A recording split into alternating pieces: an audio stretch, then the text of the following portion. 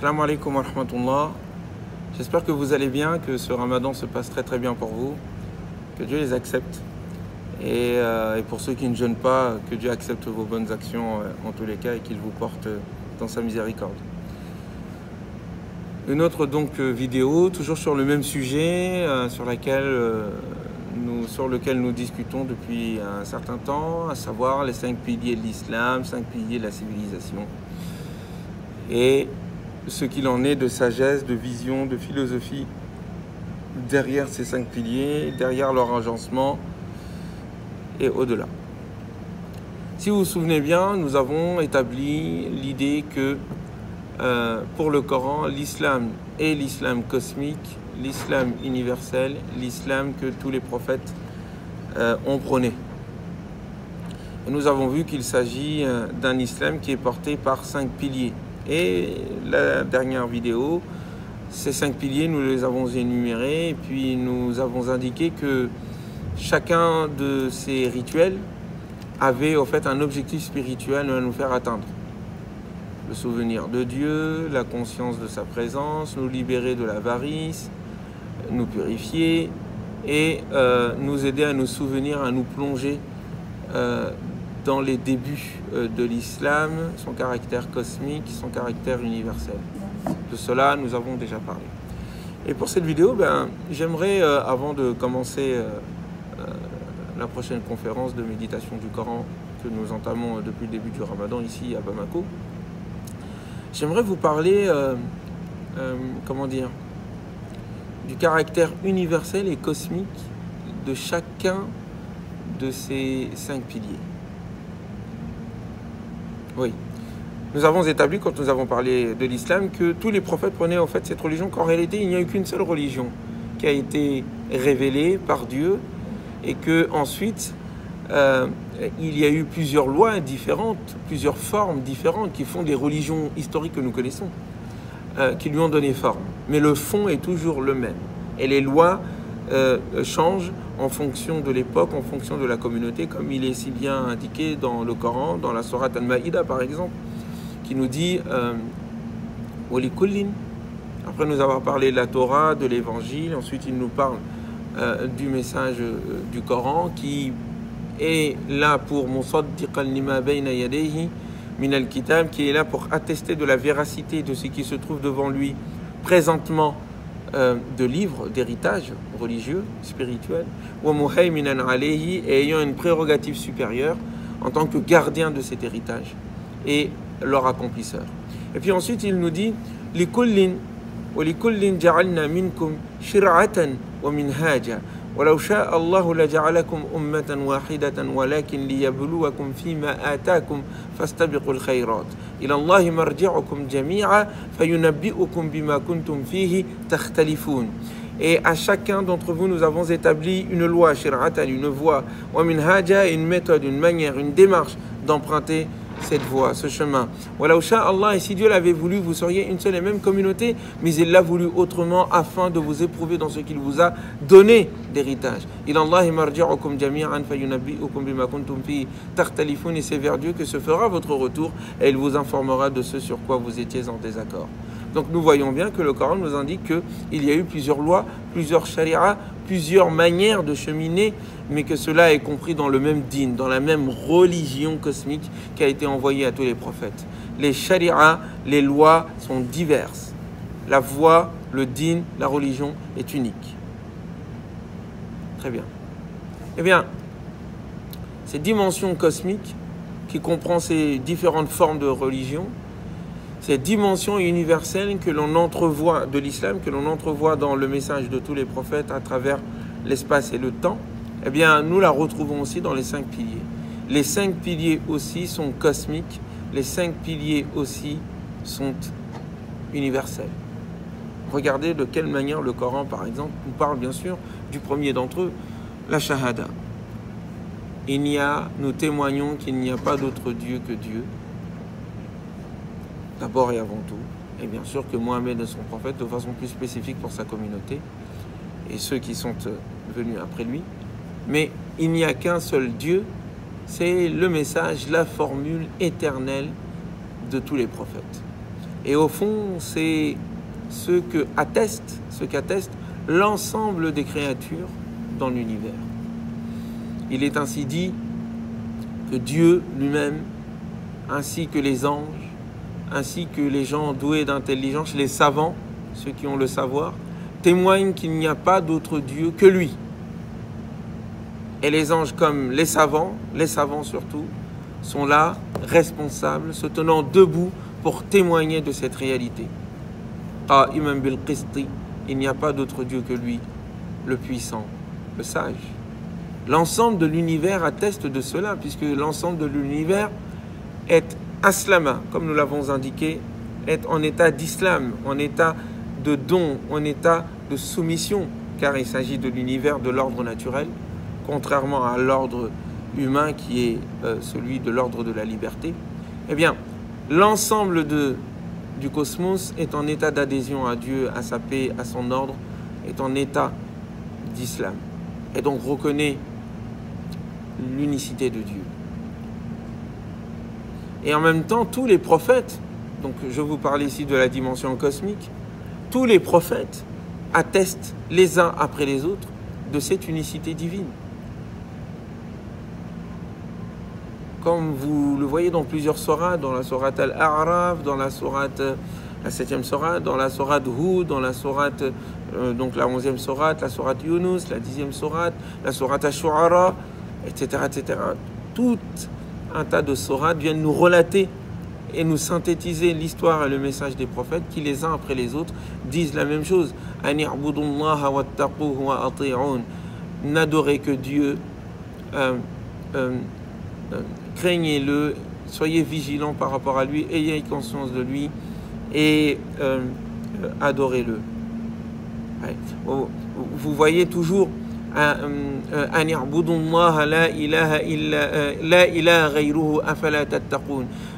adorez donc Dieu, il n'y a pas d'autre Dieu que lui, n'allez-vous donc pas vous mettre à craindre Dieu. Vous voyez toutes ces formules, celle de Noé, reprise ensuite par Hud, reprise ensuite par Salih, reprise ensuite par Shu'aib, reprise ensuite par Lot, reprise ensuite par Moïse, reprise par tous les prophètes, Moïse, bien sûr, Jésus, Abraham, Joseph, Jacob, Ishaq, Ismaël, Zacharie, Yahya, Zalkif, Ilias, Ilyasa, et d'autres encore que nous connaissons, et d'autres que nous ne connaissons pas. Luqman, et d'autres encore. Tous ces prophètes ont appelé à l'unicité de Dieu et ont formulé la formule suivante. Il n'y a pas d'autre Dieu que Dieu. Donc, vous voyez donc que coraniquement parlant, le premier pilier de l'islam a un caractère cosmique et un caractère universel et n'est donc pas seulement restreint à la communauté musulmane. Non, la communauté musulmane ne vient que s'insérer dans la large, dans la grande famille universelle et cosmique des attestants l'unicité de Dieu. Nous sommes majoritaires dans le cosmos, quand bien même nous pouvons être minoritaires dans la civilisation humaine. Nous sommes majoritaires dans le cosmos.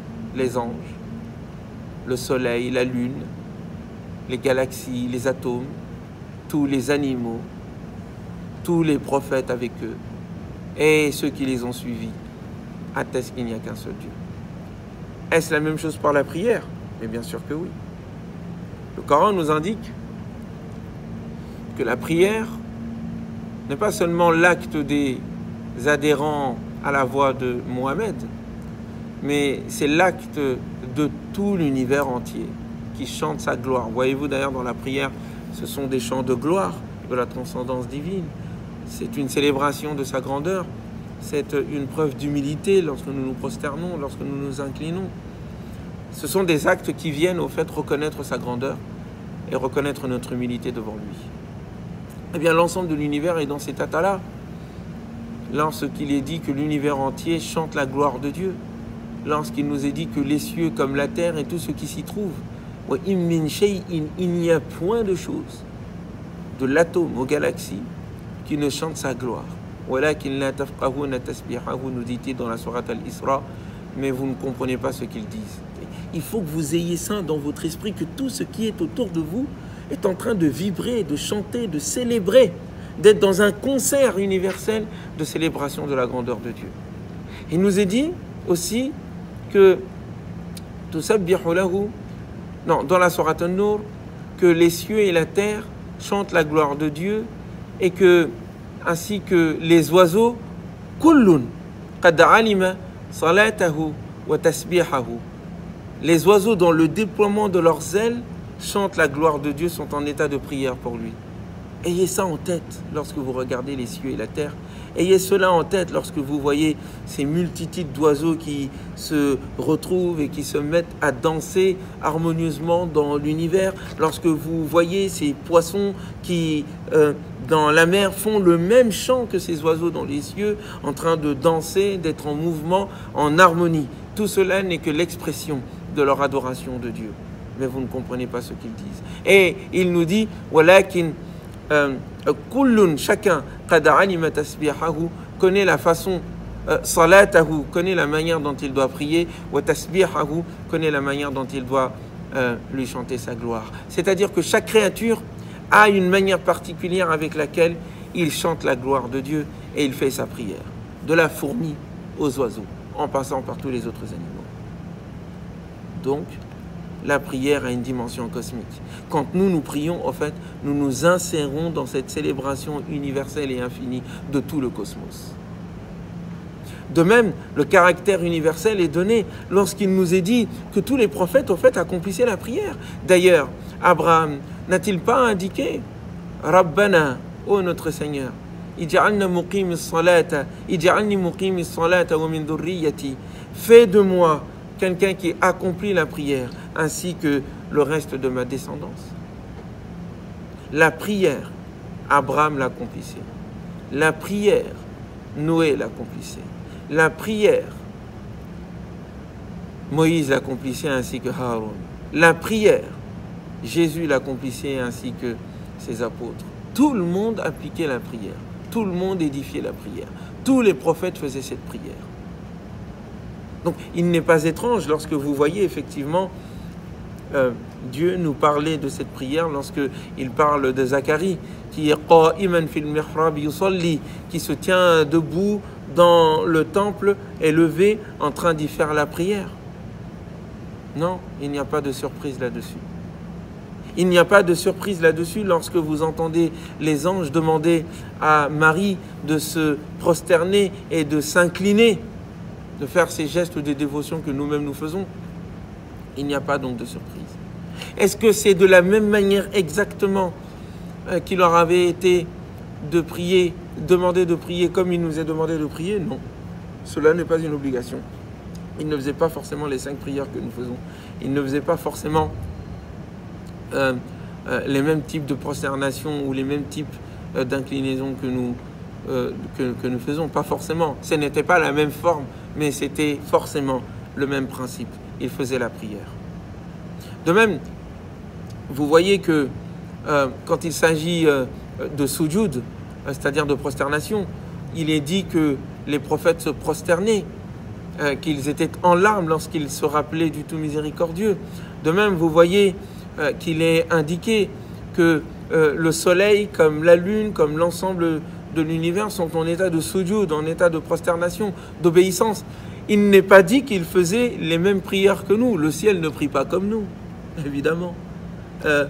Vous voyez pas, il est dit que Ash-Shamsu wal-Qamaru bi-Husban wan-Najmu wash-Shajaru yasjudan, que les étoiles ainsi que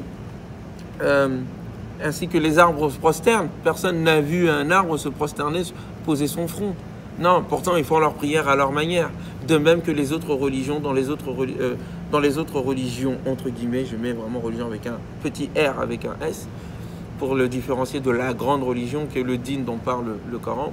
Eh bien, de même que dans les autres religions, d'autres formes d'adoration leur ont été données, même s'il leur a été donné de prier, comme il nous est demandé de prier. Donc ça, c'est le caractère universel et cosmique de la prière. Le caractère universel et cosmique, ou cosmique et universel de la zakat, le troisième pilier, eh bien, nous le voyons tout d'abord dans le fait que la zakat est un don, une redistribution des biens qui nous sont donnés par Dieu. Il est celui qui nous donne de ses biens et il nous demande de le dépenser dans sa voie pour les plus pauvres. Eh bien, l'univers entier est dans cet état-là aussi. Non? Vous n'êtes pas d'accord? Eh bien si. Allah subhanahu wa ta'ala nous indique que l'univers entier est en état de taskhir pour nous, en état de servitude amicale. C'est la traduction que j'ai choisie au lieu de parler d'assujettissement. Ça n'est pas un assujettissement. Le taskhir ici qui est entre l'ensemble de l'univers envers les êtres humains est l'expression au fond du tasbih général de l'univers. L'univers entier est en état de tasbih et l'univers entier est en état de taskhir pour l'être humain. Voilà de quoi il s'agit. Voilà de quoi il s'agit. Si vous faites attention dans les différents passages du Coran que je relaterai notamment quand je rentrerai dans plus de détails dans la question du zakat, vous vous rendrez compte que la question du taskhir, c'est-à-dire de ce qu'on appelle l'assujettissement et que moi j'appelle servitude amicale envers l'humanité, vous verrez quelle est la conséquence du tasbih. Parce qu'à chaque fois, c'est de cela dont il est question. Nous le voyons dans différentes sourates, j'y reviendrai si Dieu le veut, notamment dans la sourate Zukhruf ou dans la sourate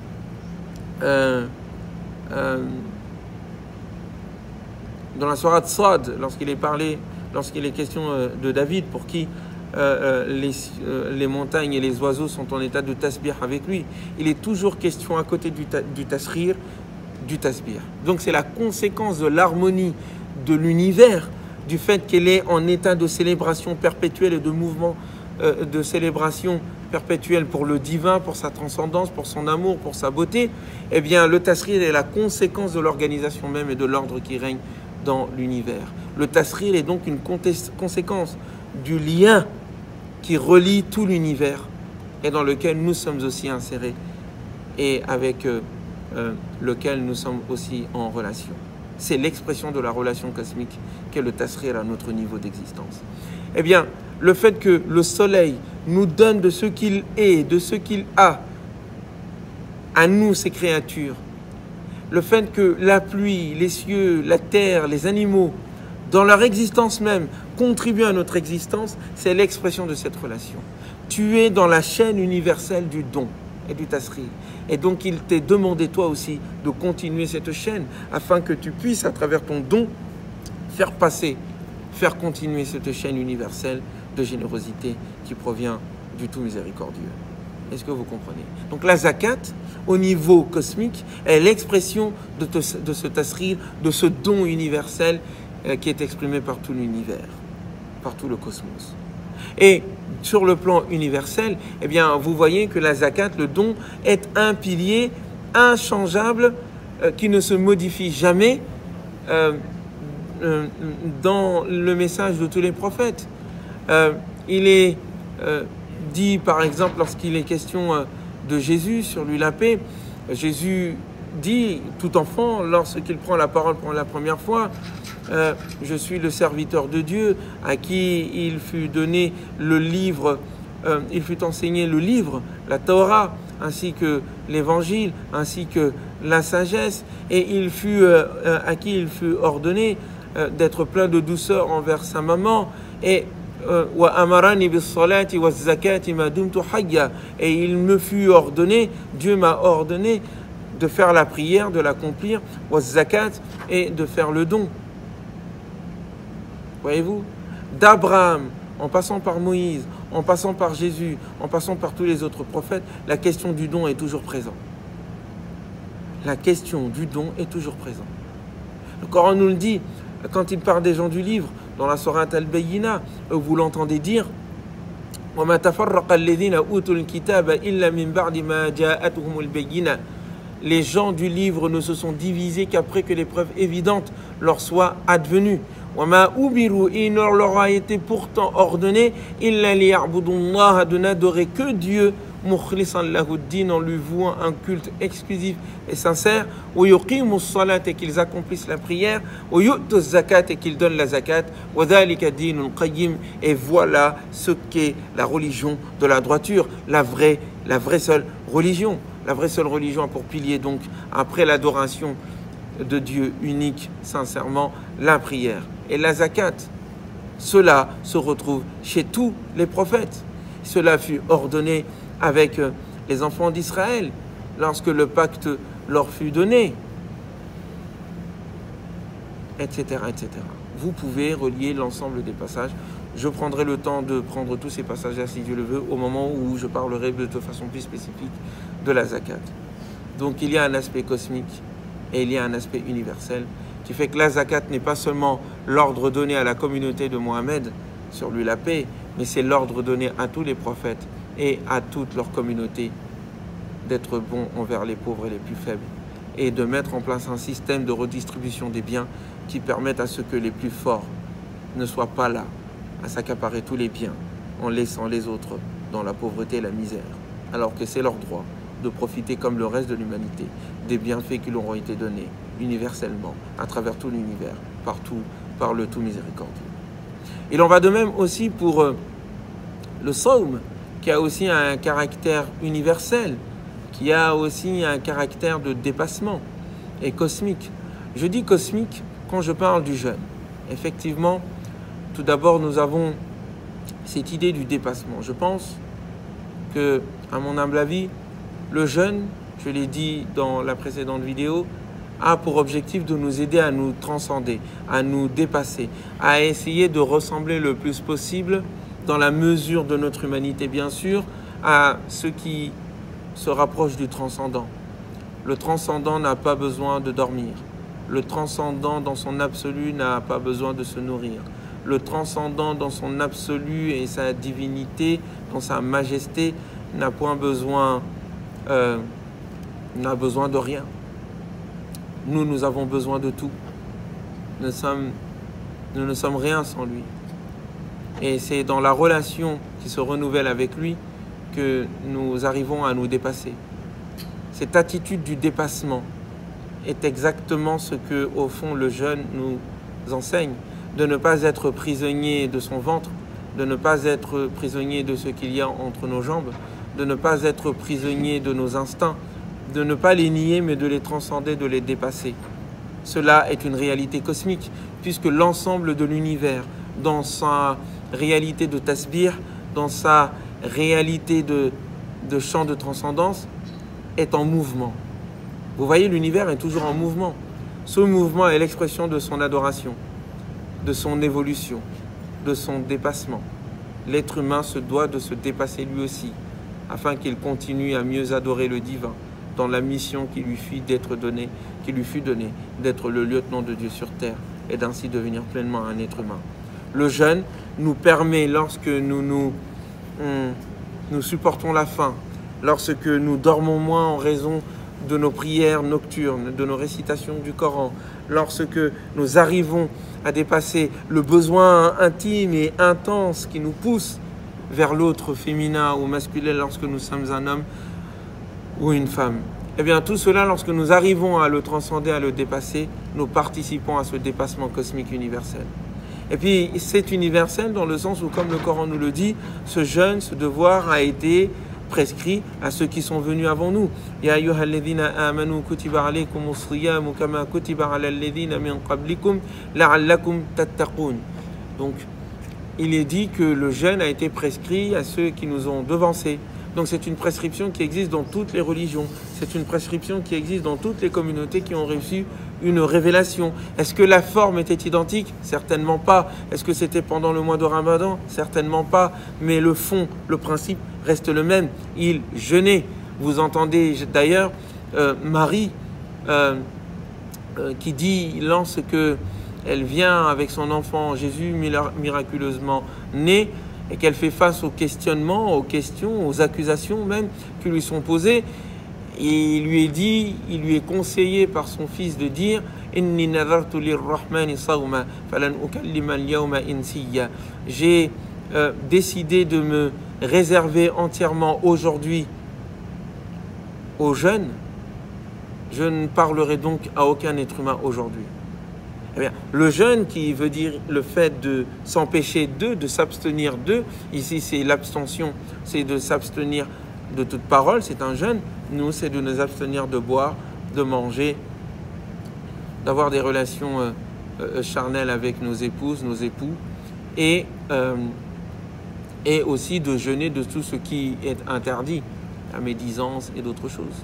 Donc vous voyez, c'est à la fois cosmique et c'est à la fois universel.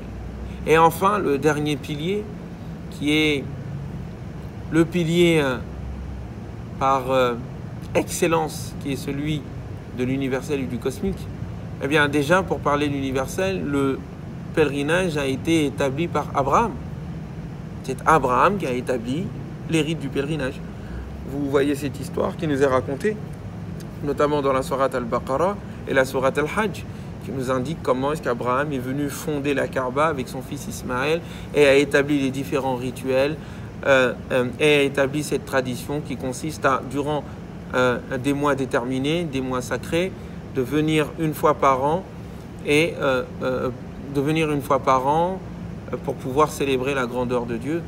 Et cela a été annoncé à travers un appel fait par Abraham, et cela a été renouvelé, perpétré ensuite dans la tradition des Arabes qui ont gardé certaines traces de la religion d'Abraham et qui a été renouvelé et repris par le prophète Mohammed. D'ailleurs, ce qui est bizarre, c'est que certains disent par exemple que ce rituel-là était un rituel païen et que l'islam a récupéré un rituel idolâtre. Que nenni! Ces personnes-là qui s'expriment ainsi ont peu de connaissance de l'histoire des religions et ont peu de connaissance de la logique coranique. Le Coran dit que ce rituel-là était celui d'Abraham, le monothéiste par excellence, et que les Arabes, l'ayant hérité, l'ont transformé dans le sens de leur idolâtrie, et qu'il ne s'agissait en réalité que de reprendre et de remettre au fait ce pèlerinage dans sa source originelle d'expression de l'unicité de Dieu. Donc ça n'est pas un rituel djahili idolâtre, mais bon, l'ignorance a ses raisons que la raison ne connaît pas. Et puis le caractère cosmique, on le voit dans la manière dont ce rituel est fait. Cela ne vous frappe pas que, au-delà de l'aspect effectivement universel, où tous les êtres humains, toutes les races, façon de parler, en tout cas toutes les cultures, toutes les ethnies, parce qu'il n'y a qu'une seule race humaine, se retrouvent à ce même endroit. Ne voyez-vous pas de quelle manière est-ce que nous nous réunissons avec les autres communautés dans l'histoire, depuis Abraham, en passant par le prophète Mohammed et ses compagnons, et comment est-ce que nous nous réunissons avec l'ensemble de l'humanité dans l'espace. Donc l'espace et le temps sont réunis, et la réunion de cet espace et de ce temps nous met tout d'un coup en face du cosmos, qui fait que la manière dont nous circulons autour de la Kaaba fait furieusement rappeler les circumambulations des étoiles dans les galaxies et des galaxies autour du centre qui les attire, comme si tout l'univers tournait autour de la majesté de Dieu et que nous-mêmes imitant l'univers entier, le cosmos entier, des galaxies aux atomes, nous tournions dans le même sens autour de sa majesté divine. Extraordinaire. Donc vous comprenez que ces 5 piliers qui viennent fonder cet islam cosmique et universel ont eux-mêmes un caractère cosmique et universel tel que le Coran l'exprime. C'était l'objectif de cette vidéo, que de vous faire entrevoir cet universel afin de nous permettre, et ce cosmique, dans le rituel que nous faisons, afin que nous comprenions le sens que cela veut nous donner, que nous, humains, que nous, musulmans, nous participons d'un concert de célébration, d'un héritage, d'une famille cosmique universelle qui dépasse notre simple communauté musulmane, et qu'au moment où nous nous prosternons en direction de la Mecque, au moment où nous donnons de nos biens pour lutter contre la pauvreté et pour la solidarité, au moment où nous nous mettons tous ensemble à jeûner, à donner aux pauvres, à réciter le Coran, au moment où nous partons faire le pèlerinage, en réalité nous sortons du petit cocon de notre identité bien fermée vers l'universel qui nous donne la force, qui nous donne la solidité de l'univers cosmique dans sa relation avec le plus fort, dans sa relation avec sa majesté, dans sa relation avec Dieu, l'absolu, l'amour, le tout transcendant, le tout miséricordieux. Voilà à mon avis, le sens de ces 5 piliers. De quoi s'agit-il maintenant lorsque nous rentrons dans le détail de chaque pilier un par un? C'est ce dont nous allons parler dans la prochaine vidéo, si Dieu le veut. Mais vous le comprenez, tout est question de méditation, tout est question de perspective. Il faut ouvrir son esprit, essayer de comprendre les choses dans leur globalité, de les relier tous ensemble. Mais il y a beaucoup de choses encore à dire. J'ai dit qu'il fallait prendre chaque pilier les uns après les autres, mais il y a encore des choses à dire avant cela. Il s'agit de comprendre la cohérence qu'il y a entre les différents piliers et leurs effets civilisationnels, qui sont leurs conditions aussi. Les effets civilisationnels voulus par ces 5 piliers sont aussi ces conditions pour qu'elles soient acceptées et valables. Oui, oui, oui. Ce n'est pas un hasard si après le témoignage, il y a la prière. Ce n'est pas un hasard si après la prière, il y a la zakat. Ce n'est pas un hasard si après la zakat, il y a le jeûne. Ce n'est pas un hasard si après le jeûne, il y a le hajj. Ce n'est pas un hasard si ce sont ces 5 piliers qui se relient. Il n'y a pas de hasard. Il nous faut donc comprendre cette cohérence afin qu'ensuite nous puissions entrer dans les détails de chaque pilier. Pour une prochaine fois, je l'espère. Que Dieu nous protège, qu'il vous protège, que la paix soit sur vous.